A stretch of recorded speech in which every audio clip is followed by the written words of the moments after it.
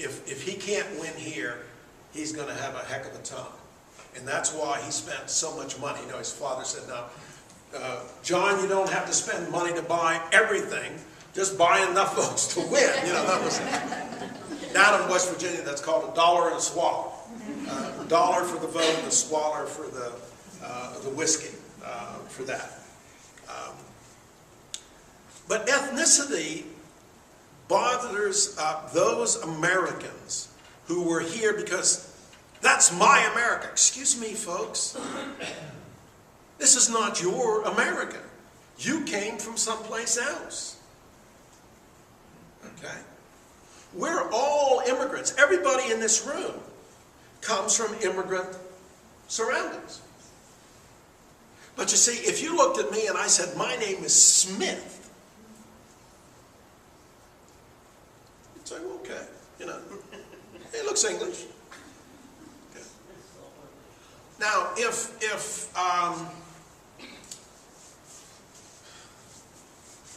some black guy comes in and says, hey, my name's Javersak and I'm Croatian, I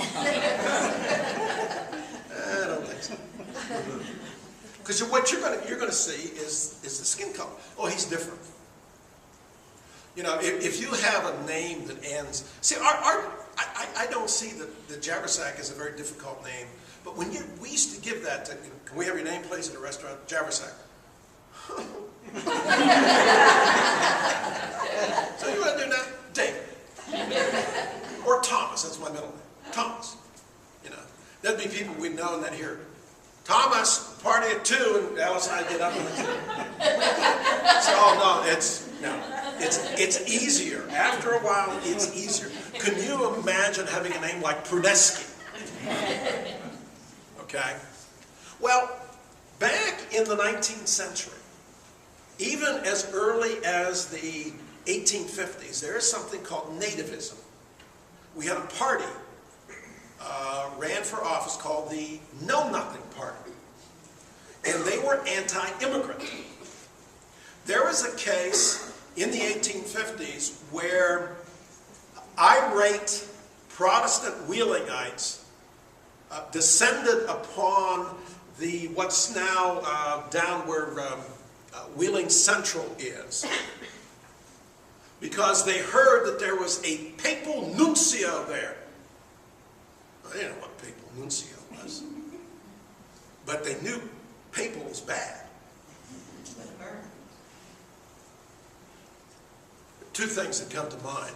If you've ever read, earlier this year I read a biography of Samuel Adams, a wonderful patriot, one of the guys who really kept the fire burning, brought along the American Revolution. Tremendously anti-Catholic. Americans in the colonial period used to have what was called Pope Days jest. They would make fun of the Pope. They feared the Pope. There was, I remember a cartoon in the 1890s, no, it was in the 1880s, that showed the Washington Monument as it was being built, and there was a crocodile coming up the Potomac River, but the crocodile's jaws were the Pope's hat. And Catholics were going to take over. What goes on behind those cloistered walls? We feared Catholics because we weren't Catholic. I had said a couple weeks ago that prohibition was to a large degree anti-immigrant, anti-Catholic, anti-Irish, anti-Italian, anti-Polish. Those people drink. They probably knew my grandfather. Yes, he did. Yes, he did. He had asked to be cremated when he died. We couldn't do it because the fire wouldn't have been out. You know, I mean, there was always alcohol there. Okay? I never understood that to some people alcohol was an evil. Two things. Alan and I were both laugh at this one still to this day. On my parents' 25th anniversary, we weren't even married yet. We were just dating. This was our first year dating, 1965. and my parents had a 25th anniversary, and it was an open house, and the minister, my mother was a big church lady, and the minister was going to come to the house. Well, my grandfather showed up first. She made my grandfather go down to the basement where the beer was, because she would have been embarrassed had Pastor Harold seen my grandfather take a drink. You know, like I'm sure that was the case. You know, that's you just didn't do those things. The other thing that amazed me was we were getting water once when they used to have that little spring up at Ogilvy, and there was a couple in front of me, and their water was going into these big old wine bottles. And I made some. I said, "Well, hey, you know, look, you got to empty those first." He said, "You don't think we drank this?"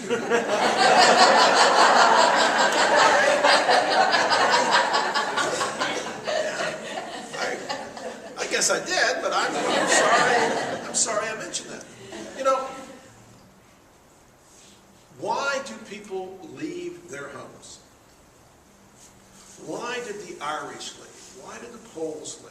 Why did the Germans leave? Why did the Italians leave? Why did the Russians leave? Why did the Jews leave? Why did the Puerto Ricans leave? Why did the Mexicans leave? Why did the Hondurans leave? Our oldest granddaughter's best friend is Honduran. It's right across the street in Middletown, Virginia. Okay? There are two things about groups that force them out. We call them push-pull factors. There's something that pushes you out. Famine, political upheaval, some kind of disaster like a flood or an earthquake or something. Or there are pull factors. Things like opportunities. Take a look at when ethnic groups other than the English and, you know, some of the Scots, the Scotch-Irish, start to come into this valley. It begins about the 1830s. What's going on in Wheeling by the 1830s? We're starting to industrialize. And we start to draw the people in. There's a reason for them to come here. Johann Stiefel comes to Wheeling in the 1830s and establishes with less money than I have in my pockets today, a business that would be around for 125 years and grew into the Stiefel Calico Works that at its peak would have 2,000 miles of cloth on hand at any particular time, whose label would have been found in places as far removed as Africa, Asia, South America. And as this industrial process grew and the economy grew, it drew in more and more people. In the early part, or the middle part of the 19th century, the biggest group that came in were, as we've already established, the Germans. They came, they were better educated. A lot of them were fleeing a political upheaval, the revolutions in Germany in the 1840s, and they were coming over here to start a new life. And they weren't poor, uneducated folks. They were people who, like some of the very early settlers in Massachusetts, were well-educated, learned people who had an appreciation for culture. And when they established roots in a place like Wheeling, but they also went to St. Louis, they went to Milwaukee, for example, they not only established businesses, but they established cultural centers, music, education. They established their own churches. I mean, they're bringing in the families, and they prospered. In every census from 1850 to the census of 1920, the #1 immigrant group in Wheeling was German.